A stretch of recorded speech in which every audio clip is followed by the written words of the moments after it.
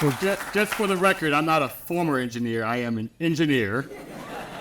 Still, won't give that up. So, again, thank you and welcome to the inaugural Rice Engineering Leader Speaker Series. I haven't seen this room this full in about 3 or 4 years. So it speaks to the quality of the speaker today and the excitement I think people have around this particular topic. So let me begin by first thanking RSAL, Rice Center for Engineering Leadership, for starting the series and for the work that they do to teach our engineering students non-technical leadership skills. We know that every company must become a technology company in order to thrive. That's why engineers must increasingly be brought to the leadership table for companies to remain competitive. This series will feature world-class engineering executives and other leaders of technology organizations who rely heavily on the work of engineers. I can't think of a better person to kick off our series than Jim Whitehurst, who was a 1989 graduate of Rice University in the School of Engineering. Jim is both the former president and CEO of Red Hat, the world's leading provider of open source software, and the former COO of Delta Airlines. He's also a member of the Board of Trustees at Rice, where he chairs the Finance Committee, which means he is essentially my boss. And one of the reasons I can't stick around is because I have work to do preparing for the meeting first thing tomorrow morning. But he's an exceptional thought leader, and other tech leaders frequently seek his wise counsel and advice, and he's well thought of in the industry. So again, I want to thank all of you for being here, and I want to welcome again Jim, and thank you for your leadership. And I look forward to having Chris come on up and introduce him officially. Awesome, and thank you to Jim for being here today. Let's get right into the questions.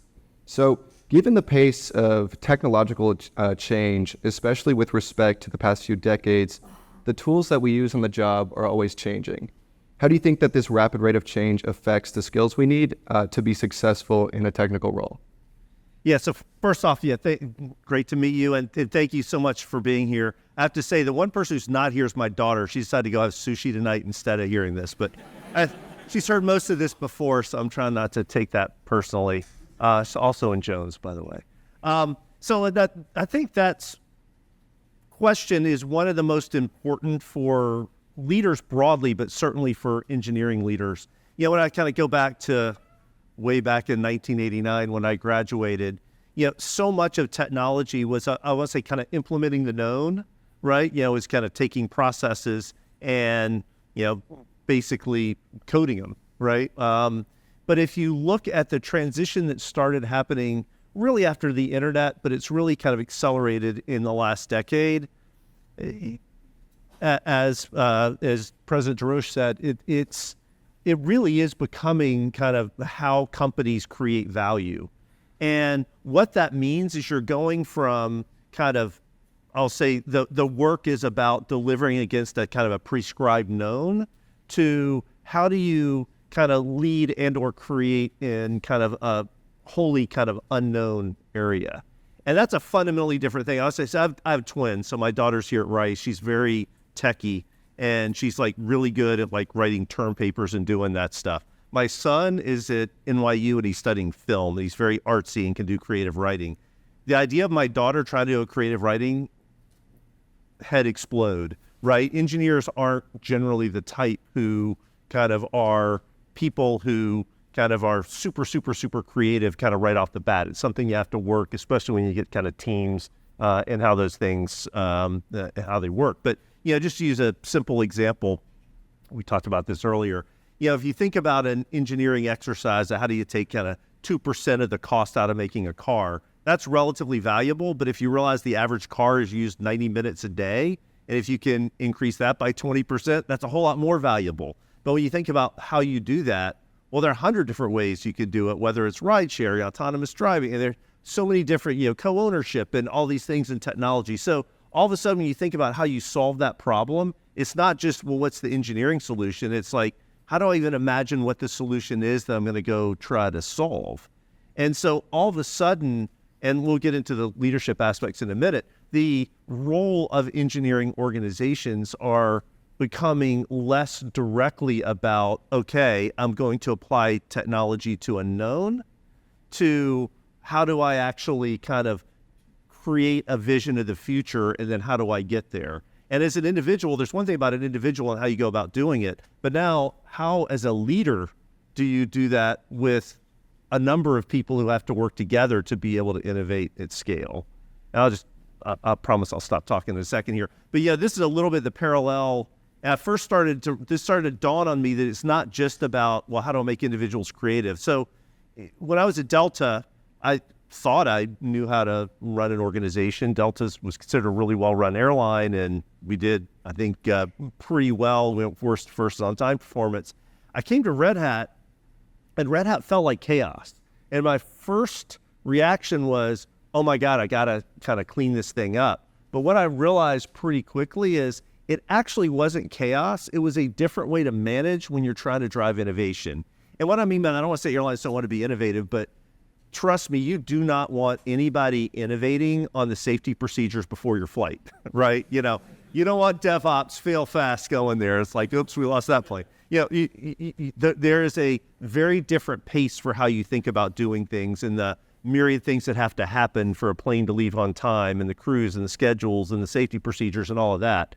And so how you lead when you're trying to, I'll say, minimize variance, which is, by the way, what we used to do in computer science when I first graduated, right? Systems didn't go down, SAP, et cetera, waterfall, all those things. That looks so different than when you're trying to drive a faster pace of innovation and you actually want to inject variance in. And it's easy to talk about injecting variance in when you start talking about a DevOps process, and most of us kind of understand what that means. But think about when you think about it for an organization of, let's say you have 10 engineers or 100 engineers or 1,000 engineers working for you. How do you drive a pace of innovation in that? And we can come back and kind of talk about parts of that if you want to, but that broadly is the challenge that I think engineers have and engineering leadership has, is taking a broader role in solving those problems. I'll give one more example, and then I promise I'll let you ask another question. We were talking about this earlier. I actually didn't think about it until you were talking about it earlier. There was a time at Delta when the CIO really wanted budget for other purposes, and I won't get into the details of that, but he came up with the idea the first time. If you go to airports now, everybody has these 42-inch gate displays up there. You have the flat screens that have, here's the weather, et cetera, et cetera. This was his idea. It was the CIO of Delta. And what he was really trying to do is get budget to do a whole bunch of IT renewal stuff. But what he figured out was, in Delta's case, you had 2 narrow-body agents to board a domestic flight. And that was really expensive because we had tens of thousands of agents. And if you could go from 2 to 1, that was worth over $100 million a year. So what he figured out, and this is just using a simple example because everybody flies, it's like, well, why do you have 2 gate agents? Because a lot of people go up there and ask questions. Well, what do they ask? What's the weather like where I'm going? Where am I on the standby list? Where am I on the upgrade list? Are there any hour window seats left? When's the plane going to arrive? Is the crew here? And so by putting all that on the screen, we're able to go from 2 to 1 gate agent. Now, that's a very simple example, but it was him and his team that were proactive saying, hey, technology can do this, because the people in the airport weren't thinking about that. So that's a very simple, just operational thing. Now you start getting into all the revenue things. So really recognizing engineering organizations need to be leaders in thinking about how do the capabilities of technology change the business models of organizations. And again, that leads to a whole myriad set of leadership, both opportunities and challenges for engineering leaders. Long answer to your question, sorry. Yeah, no problem. You mentioned knowing a little bit more about the broader business implications, even if your current role might seem removed from that process. Can you speak a little bit more to the importance of that and how we can effectively practice that? Yeah, so look, in order to really think about making, I'll call it discontinuous change, you really need to understand the business that you're in broadly. And especially if you're at a startup, you hopefully understand that piece well. Even then, though, really understanding how your customers are using the product and what are the potentials, like what are they doing the hour before they use your product and the hour after, and how are they, so even with that, there's value. But especially if you go to a larger organization, really understanding how does the company make money and how do the pieces fit together? Because often it's in the seams between the organization where there's less visibility, where all of a sudden you can see a solution. I mean, I'll just use an example from Delta. My big thesis, which turned out to be right, which is why I ultimately kind of got a couple of promotions, was I started to have this theory that connecting travel wasn't as profitable as we thought it was. So airlines back in the 80s built these airline hubs that connected people, and because connecting travel was really, really profitable. But then in the 1990s, this thing called a regional jet was born. And so a regional jet, they're starting to go away now. People either love them or hate them, depending on whether it was replacing a turboprop or a mainline plane. But these little 50-seat like Bombardier and Embraer regional jets started flying. And so what that ended up doing, I'm thinking, if you're going from Savannah, Georgia to Los Angeles, you used to have two ways to go back in the early 90s. You could go over Atlanta on Delta, or over Charlotte on, it was whatever the predecessor of U.S. Airways was at the time. And that was it. But after the birth of the regional jets, Continental was flying it from Houston, and American was flying it from Chicago. And so all of a sudden there's 6 ways to get from all those places. So my hypothesis was that the profitability of the industry around these connecting hubs, connecting travel, was becoming less profitable. All of the airline profitability systems worked on looking at individual routes and not kind of the to's and froms. So I started downloading all this data that you could get from the DOT on passengers and ticket tear samples and all this stuff. By the way, I'll come back to it. I had to use Linux to do that because this is the early 2000s. If people remember, Windows back then had the FAT file system, the file allocator, which only did 4 gigabytes, and 4 gigabytes wasn't enough. So I started messing around with Linux, which turned out to be transformational in my life later on. We can get to that. But anyway, so was actually able to prove this out. Now, I was doing all this when I was treasurer. Now, treasurer's the person who kind of manages the dollars. But I was passionate about it. I was interested in it. So I started talking to people in the network and kind of built this thesis, which ultimately allowed I went from being treasurer to running the network, which is kind of how the planes fly. But it was because of that level of curiosity. And that's just one example. But I'll use one other example of enablement. So the current CEO of Red Hat is an engineer, and Red Hat does a lot of things in infrastructure, but doesn't do a lot of stuff in machine learning. And so as a hobby, he has a townhouse now in Boston. He has his gym on the top floor, and he can't hear the doorbell. So he could rewire it all, and he decided, well, that's kind of dumb. So he put a microphone on a little computer. Actually, it was a Raspberry Pi, I believe. And did a machine learning algorithm for the microphone to recognize the doorbell, and then it would ping him on his phone upstairs, just kind of send him a DM. And so that sounds really simple, but as he said, a year later, when they start talking about, well, would you want to offer a set of open source tools? It's called the Open Data Hub now, with that set of tooling, and what would that look like, and is it worth it for developers? His ability to engage in that was so much higher because he toyed around with it and done it himself because he was curious and he understood. He said it was shockingly easy to build a model to recognize the doorbell, right? You got to give it a whole bunch of sounds and to teach it. And so, basic simple things like that sound simple, but those you're interested in something, you're curious, and you pursue it. Either it has a direct impact because, in the case of how the airline flew, kind of came to a solution. But in his case, he built enough context that he could be more able to have a set of conversations. I think is critical. And so as you go forward, just be curious about how your organizations make money. What are the seams? What do different kind of people and organizations do? Ultimately, I think it's just interesting. It'll make you a better general leader, but it will also help you contextualize how the business makes money and how you might be able to impact that over time, especially if you want to lead, because other people are also going to ask you about things about the business. If you're a leader, the more context you can provide for your people, the more effective leader you are as well. Can you speak a little bit more on the soft skills that are necessary to become an engineering leader, and maybe give us a few examples of those? So being an engineering leader, I will say, is tough because engineers in general are very, very logical people, right? Which is good in many, many ways. But at the same time, great leaders, people follow because they want to follow, and want by definition has some degree of kind of emotion in it. So there's a whole set of soft skills around how you get people inspired about what you're doing, want to do what you want them to do. But at the same time, you have to also appeal to kind of the logic as well. So you have to do both in terms of kind of build the whole logic story, but you also have to work to inspire. And by the way, you're doing it with, on average, engineers are more introverted. We used to have these problems where we're trying to get, so when innovation happens, great innovation typically is not a single individual. It's, great people, getting people together to kind of build off of each other's ideas.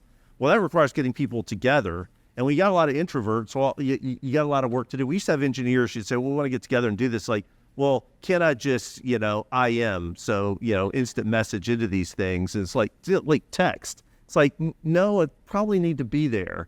And so really, really working to build spaces where people feel comfortable and feel comfortable kind of interacting. At the same time, and there's multiple sides of that. So one is building a place where people can be comfortable, but also, and being open, but also moderating it so it doesn't become too harsh. One of the other interesting things with engineers is, somebody would say, the example you used, it's like, that's the dumbest freaking idea I've ever heard.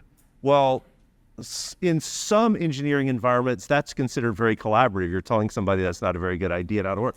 Other people, that turns them off, right? So also recognizing, as a leader, you're trying to create a context where people feel comfortable saying things, and you want people to say if that's a bad idea, but doing it in a way that's respectful enough that it's inclusive, right? You always talk about, you don't want to create an environment that, is only considered inclusive by people who are willing to withstand withering criticism, right? So kind of getting that balance right is tough. And frankly, it's tougher with engineers because engineers are, again, more likely to be introverts and generally are more okay with some really harsh, that's a horrible idea, you're a moron, right? Which you have to kind of work to try to get the balance right. And so the soft skills around that and recognizing it's too easy, I think, often for people who don't love interacting and mixing it up with people to say, let me just divide out the responsibilities and give them out to people and now come back. But if you don't have people working together, you're not going to be as creative. So the soft set of skills of how you engineer getting people to work together and be inspired to do it and, get together is key and hard in engineering organizations. With that in mind, what do you think are some key differences between leading a technical organization versus something that's non-technical? Well, a big part is, and again, these are some degree generalizations. I know some very extroverted engineers, but again, in general, you're leading a marketing organization or some of these other organizations, you have generally kind of more extroverted people broadly. So your ability to bring people together and kind of feed and build kind of emotion and energy off of each other is just easier.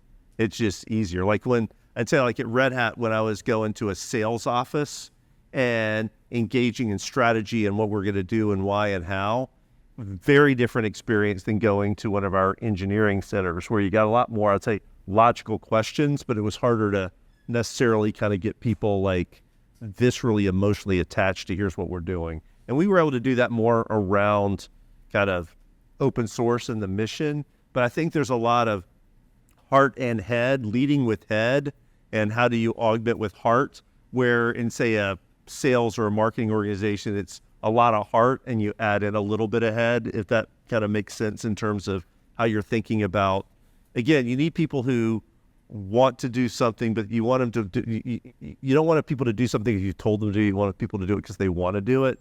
And that's a combination of intellectually understanding why it's important and emotionally kind of being invested in it. And frankly, that second part's the one where, it's just harder with kind of introverts. And so it's a skill set you have to learn. And honestly, a lot of it comes with practice, getting people in a room, kind of working on the tenor of the conversation, make sure it's happening, and you build that over time. I will say, and I mentor several CEOs now that are engineers who've been CEOs. The other thing I would say is think really hard if you want to do it. Like at Red Hat, we had, sorry if I'm rambling, but we had these careers of advancement and careers of achievement. And the reason we did that, there's a lot of people who want to have influence in their career and feel like they're continuing to progress, but they don't want to manage people, right? Some people just don't want to hire people. They don't want to fire people. They don't want to give people performance reviews. They don't want to give them their bonus and have them complain. And you got to explain why this person's going to get more. Yeah, all of that mess and the messy people stuff, some people just don't want to do. It doesn't mean they don't want to have tremendous influence and respect in an organization. And so I've mentored some folks who decided, you know what, I don't want to be a CEO. Yeah, I know I started this thing and I love it, but I want to be on the engineering side and I want to get somebody else who's going to do all that stuff. So the other thing I would say is, really think hard about what you want to do and what you love to do. And you're always going to have to do some things you don't love to do, but you want 70% of your job, 80% of your job to be stuff you love to do, and you put up with the rest because it's necessary, and construct your career around that, right? And, generally over time, as you think about, in an individual job, you may be stuck in a situation where 70% of the stuff's not what you want to do, and then you start thinking about what you want to do next. But over time, as you have career choice, try to make sure you kind of get that mix right. So, again, we've had some great leaders at Red Hat where you'd be like, we really want you to run this organization. Like, no, I don't want to do that. And I always respect people who really understand kind of what they want to do and what they enjoy doing. And then others, I'll say it's just a journey. It's like, I don't necessarily love this, but I love being able to see the impact my technology has. And I love focus on the technology and the customers. And I'm willing to frankly hold my nose and put up with the rest. And I hire a strong chief of staff or whatever to do the stuff I don't like to do, but really thinking hard about what you like to do. The whole point is, if you're successful in life, the biggest gift you get is you get to do what you like to do. And so think really, really hard about that and how you craft around that. So it's a little off topic. Oh, it's okay. Circling back to something that you mentioned earlier, can you talk a little bit more about the importance of staying curious and how we can effectively practice that within our roles in organizations? Well, so one thing I would say is part of it is just keeping a broad aperture. Like I read The Economist cover to cover every week, and I have a little more time than a lot of people now, but I mean, pick what are the 10 things, go to A16Z. They got great blogs on various companies they're starting and kind of what and why and how. I mean, pick whatever the 7 or 8 sources that you think are things that you find both kind of interesting but meaningful to give you kind of a broad perspective, just to kind of be curious and understand. I mean, spend time doing that. At Delta, even when I was treasurer, I would go to lunch with the guy who ran maintenance and go to lunch with the person who did the scheduling stuff. And, it's kind of one of those things when I got promoted, I was really, really young, but it was like, well, yeah, he kind of knows more than anybody else because I just kind of frankly talked to more people and had asked questions a lot more. So doing some of that's important. Yeah. One of the things I'll state the blindingly obvious, the most interesting thing to 99% of the world is themselves. So just ask somebody about what they're doing, what are their challenges, and they're happy to just gush it all out there. And so seriously, just find people to go to lunch with at a company you work for. I mean, in the areas that are yours, and then ask them about their job and what they're doing. I find it interesting to hear. And most people are are happy to tell you. And after it's like, that was such a great conversation. They're just imparting. And, I'm a little bit I'm right on the border between E and I. And I've also found for me, as a little bit more of an introvert, it's the best way to have a conversation with someone. You're sitting there, you got to talk to them. Ask them about themselves. Ask them about, what they do. What are their challenges? They're happy to talk, and then you don't have to do that much talking. So I'd say the average conversation is just because I'm not super socially adept. I find just asking people, well, we saw this before, we were in there chatting. So I just ask everybody what they're doing, right? And then the conversation kind of emerges from that. But that to me is a great way to get a lot of perspective. But it's also a great way to interact with people that is pretty low stakes because all you're doing is asking about them. We're in the midst of what's often called the fourth industrial revolution. Looking towards the future, where do you see this industry heading, especially with new tech like artificial intelligence? I'll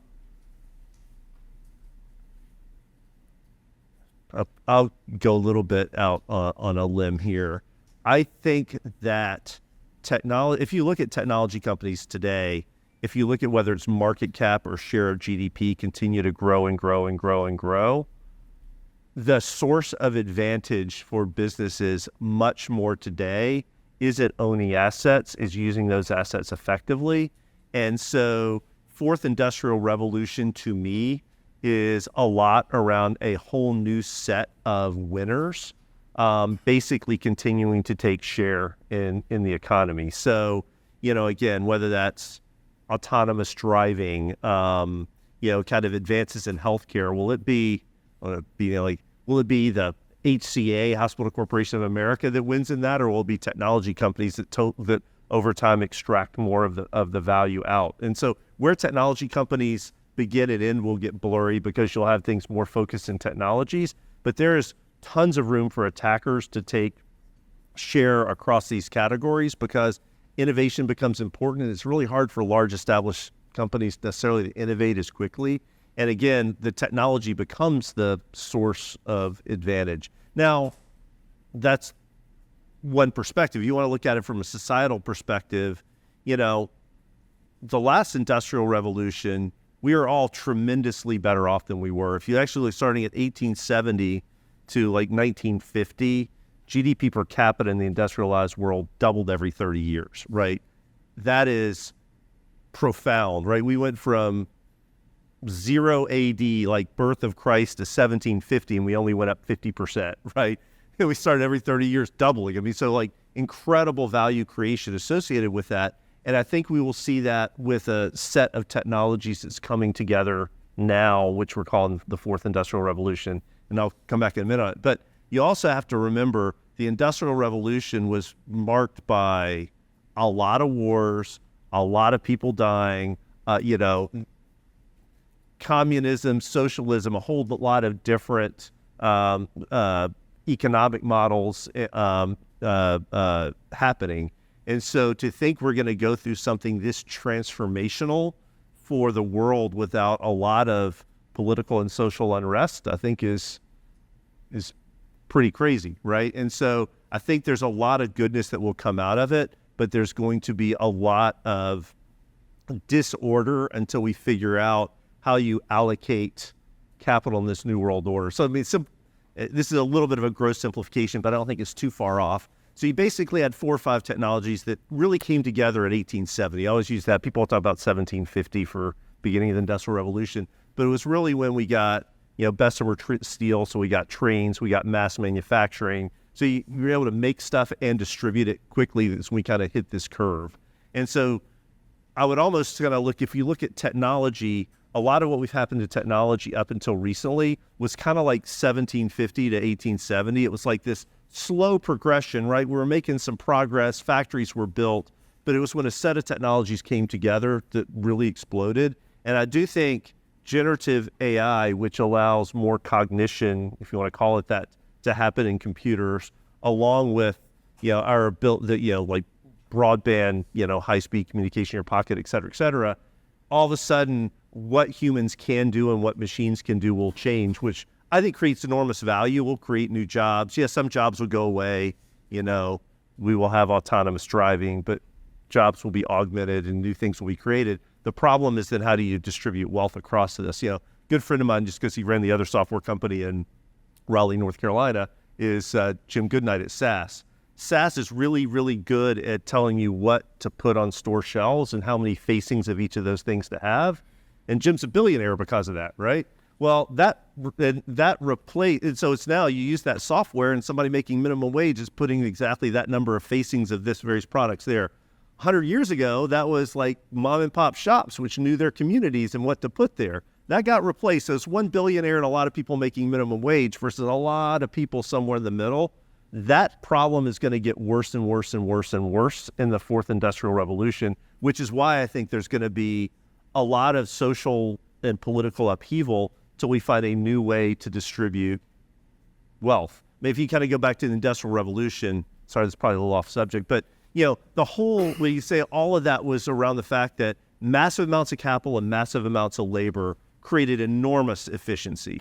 So how do you divide the capital how do you divide the wealth created by that between capital and labor? And it started off, the capital owners got it, and then we kind of went through different systems around the world. And in the U.S., we have, I think, for the Industrial Revolution, by the time we came out, working well, which is a social welfare system and unionization and all these things, which kind of ultimately distributed wealth and created a middle class and all those wonderful things. Well, how do you do it now? When I'm taking the extreme, Jim Goodnight's a billionaire because he's developed a piece of software that he sells to companies that are now able to have people with minimum wage putting things on the shelves. Well, they can't unionize against Jim because he's in a different company, right? So I don't mean to personalize it, but this idea of how as a society do we redistribute wealth, we have not figured out. And so there are so many incredible possibilities, whether it's how we cure diseases to, I spend a lot of time on environment. I'm an optimist on environment because I think the advances we'll make in material sciences and other areas will figure out how to capture carbon, et cetera. Yeah, so all those are the great things, but I do think as a society, how wealth would be logically distributed in that environment needs to change. We got a lot to figure out. Sorry, that's a long answer to your question. Shifting more towards your personal journey, can you talk a little bit about your own career development, maybe some of the different opportunities that you had, how they opened up for you? Did you have any mentorship along the way? Yeah, so, it's funny when I think back on it. So when I graduated with green computer science, so I decided I wanted to go do something in business and get an MBA and be on the business side of technology. And I always thought I'd be on the business side of technology. But I got really, really waylaid. So I went to the Boston Consulting Group out of college, and I thought I'd do that for a couple of years.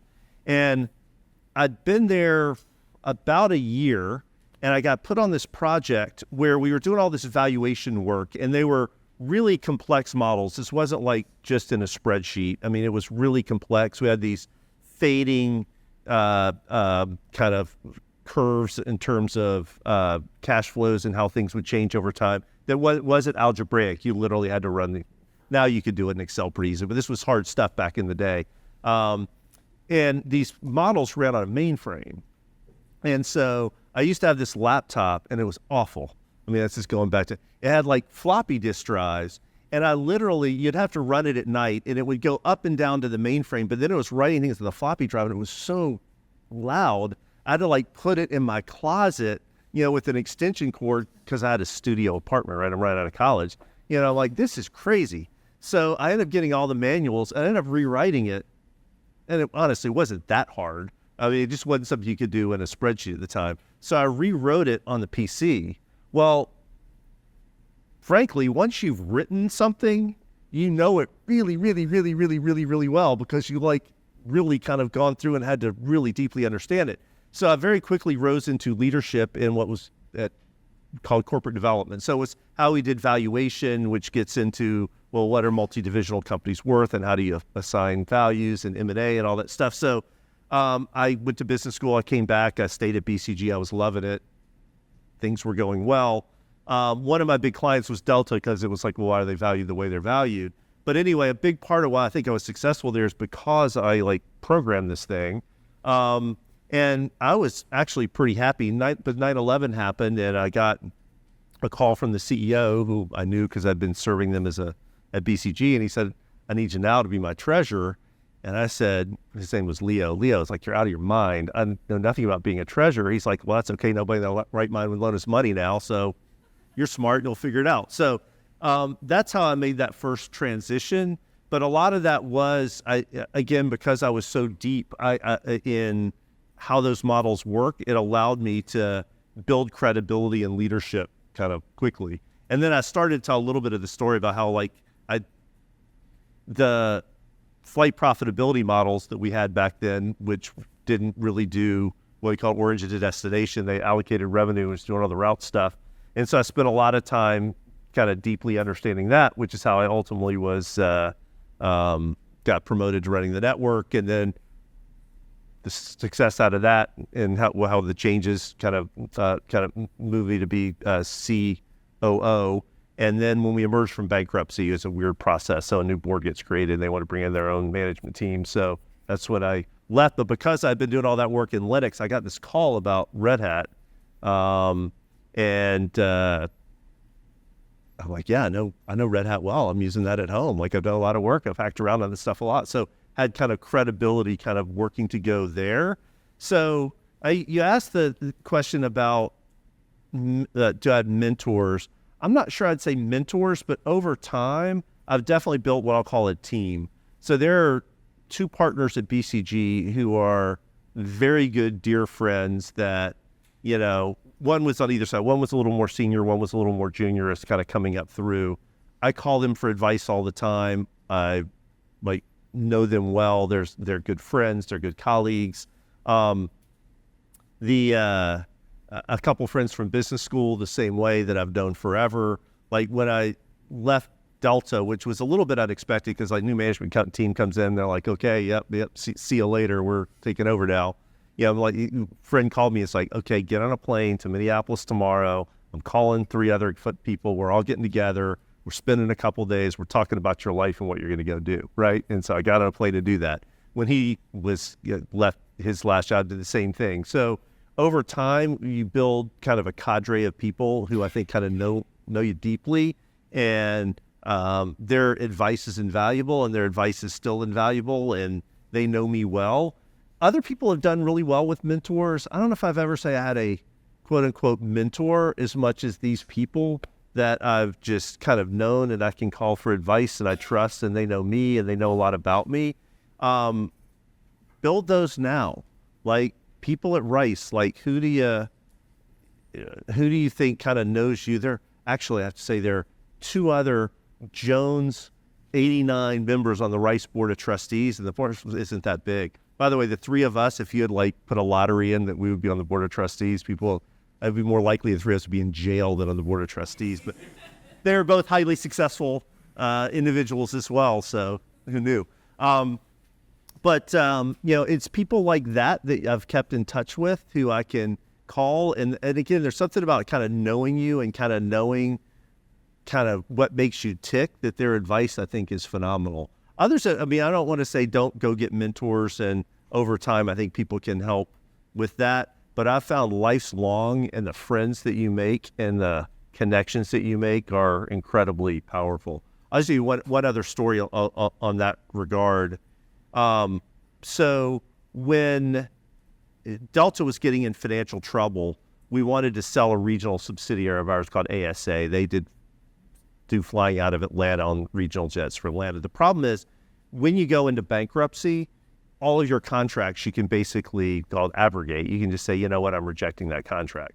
So we wanted to sell this business to a partner, but we were going to sell it knowing we'd probably file for bankruptcy, and so the contract wasn't worth much. And so I called the CEO of SkyWest, that was coming at the time, and I said, look, I know you want to own this thing. We would like to sell it, but it's a weird situation because whatever we agree to, in 6 months, if we go bankrupt, which we probably will, we could cancel. So how do we build something where you have enough leverage that you feel like things are going to work out? And so we did a lot of work around that. And I ultimately I met their board of directors and really spent a lot of time, just kind of building a lot of trust there. Well, it turns out one of their members of the board of directors was on the board of directors of Red Hat. So when this recruiter who had been hired to find the CEO said, I know this is a crazy idea, but this guy, Jim Whitehurst, he's like, I know Jim. He's like, I fully trust him. I know how he ticks, blah, blah, blah. Those kind of relationships are really, really important in life. And so, again, whether it's people who are friends who can advise you or just the reputation you build over time and people you can ultimately call, and to me, that's almost more important than mentorship. And life's long. Jobs are short. Life's long, and people you meet and relationships that you have and what your quote-unquote brand is with people in the industry and around you is like the most important thing you have. That goes around. We were talking earlier. It's like, opinion on, do you want to have, do you stay a long time at one place, or do you is it better to kind of bounce around and get a lot of different experiences? And, my answer to that was, well, kind of depends, right? Some people, really get a lot of emotional satisfaction around a deep commitment to one place, et cetera, et cetera. Others, want to kind of try and, different places, get broader sets of experiences. So you can kind of make that decision. I was going to say, if you're going to leave somewhere, leave on really good terms. Be honest about why you're leaving. Give whoever it is notice.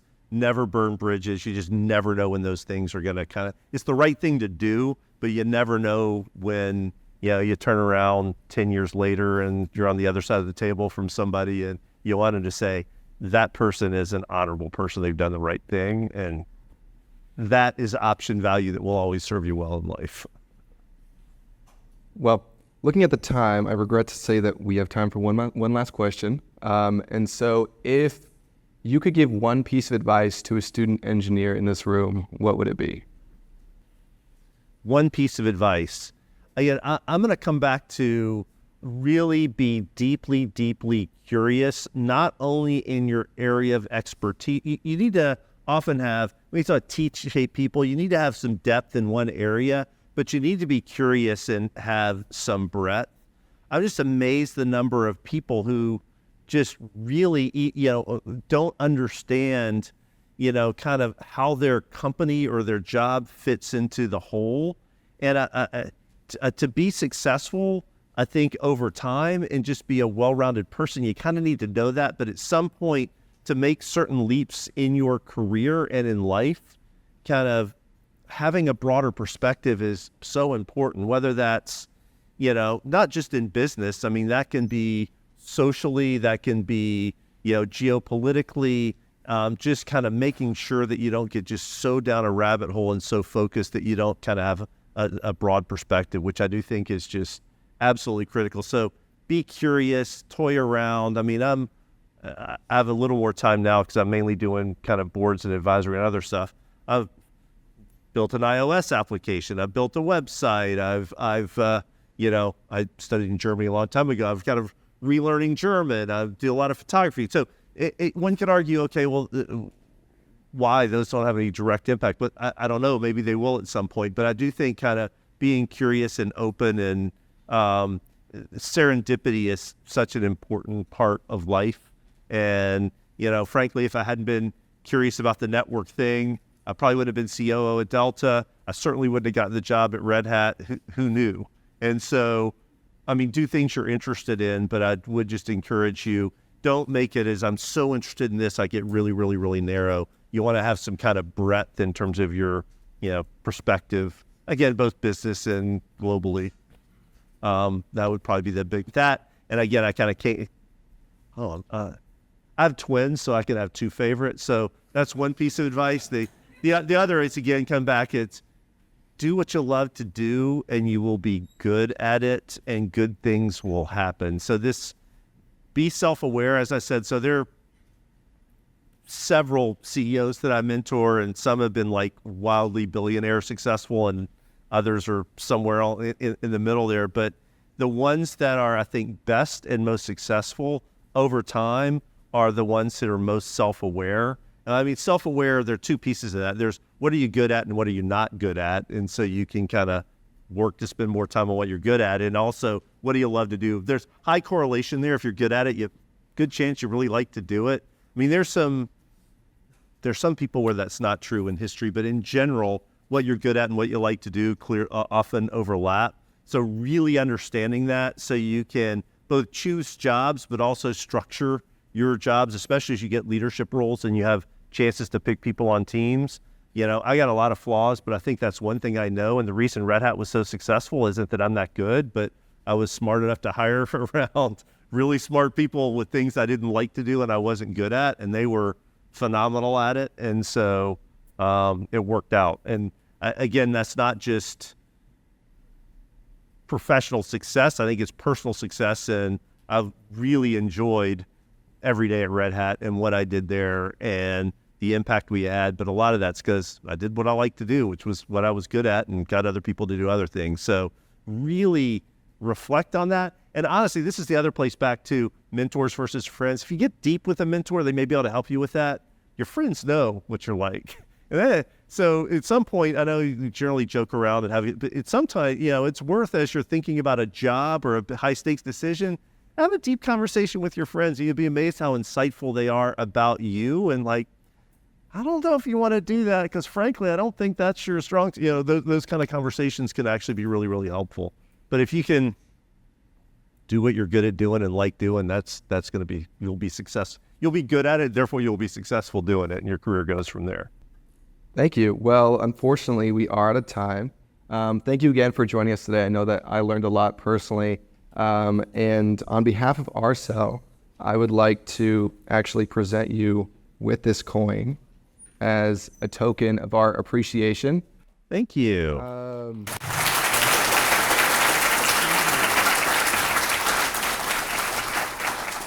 And yeah, we really value the time that you took to be here with us today. If anyone in the audience has any questions for Jim, he will be out in the foyer in a bit, and you can go up and ask him.